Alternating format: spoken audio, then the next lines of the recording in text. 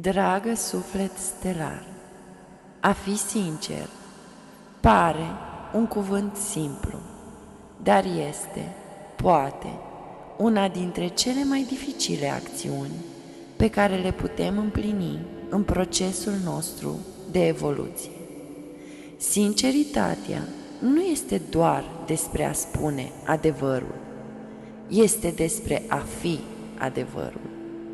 Este primul pas pe scara către autenticitate, către acea asumare profundă a ceea ce suntem cu adevărat, dincolo de roluri, de aparențe, de poveștile pe care le repetăm pentru a ne simți în siguranță. Când alegem să fim sinceri, începem cu cel mai greu loc, cu noi înșine. Începem să ne privim fără măști, fără scuze, fără justificări. Vedem cine suntem, unde suntem și unde încă mai mințim. Și da, a fi sincer doare uneori, fiindcă ne obligă să ne confruntăm cu zonele noastre de umbră, cu tot ce am evitat, am ascuns sau am îmbrăcat frumos în cuvinte spirituale, dar care, în adânc, ne țin încă prizonieri. Societatea ne învață de mici să ne modelăm după ce e acceptabil, după cum trebuie să fim ca să fim iubiți. Ni se spune că adevărul nostru e prea mult, prea ciudat, prea vulnerabil. Și încet, încet, mintea noastră învață să mintă, pentru a ne proteja de respingere, de rușine, de durerea de a nu fi văzuți. Dar în acest joc subtil uităm ceva esențial. Mintea minte, iar sufletul simte. De aceea, cuvântul sinceritate ascunde o cheie. Sin, de la sinele înalt, esența noastră divină. Și cer, partea spirituală, locul de unde venim.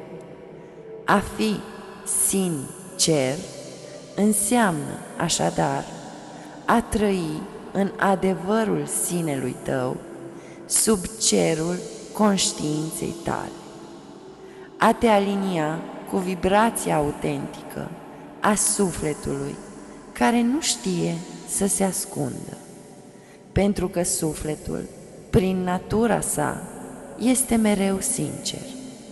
Numai mintea își construiește măști. Sinceritatea nu e despre brutalitate, nu e despre a arunca adevăruri ca pe niște pietre. Este, mai degrabă, o formă de curaj sacru, curajul de a fi transparent în fața propriei tale ființe, de a te uita în oglindă și de a spune: aici sunt, așa sunt. Poate nu sunt perfect, dar sunt real. În sinceritate nu există vinovăție, există eliberare. Pentru că atunci când încetăm să ne mai mințim, începem să respirăm cu adevărat. Adevărul nu ne strivește, ci ne dezbracă de greutăți. Ne arată că nu avem nevoie să fim altcineva ca să fim iubiți, ci doar să fim aici, prezenți, deschiși, onești. Sinceritatea este și o poartă către memorie, cea care ne reamintește cine am fost, de unde venim și de ce am ales din nou această întrupare. Atunci când suntem sinceri cu noi, rupem cercurile vicioase în care ne tot reîntoarcem de vieți întregi. Pentru că nu putem vindeca ceea ce refuzăm să vedem și nu putem iubi pe deplin atâta timp cât ne ascundem în spatele iluziei. A fi sincer înseamnă a-ți revendica libertatea. Este actul prin care sufletul își recâștigă vocea și lumina. Este momentul în care minciuna dispare, nu pentru că o alungi, ci pentru că nu mai are spațiu unde să existe. Și atunci tăcerea devine clară, prezența devine reală și tu, dragă suflet stelar, te întorci la esența ta originară, acolo unde nu mai există separare între sine și cer.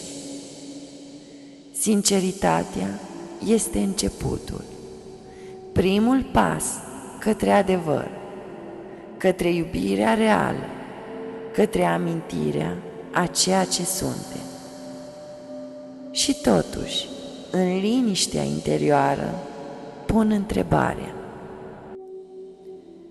sunt cu adevărat sincer cu mine, cu ceea ce simt, cu ceea ce aleg, cu ceea ce trăiesc și ascund? Acolo, în această întrebare, iluzia începe să se dizolve, măștile cad, iar realitatea se transformă și începem să trăim libertatea care ne-a fost dintotdeauna neînfrânată.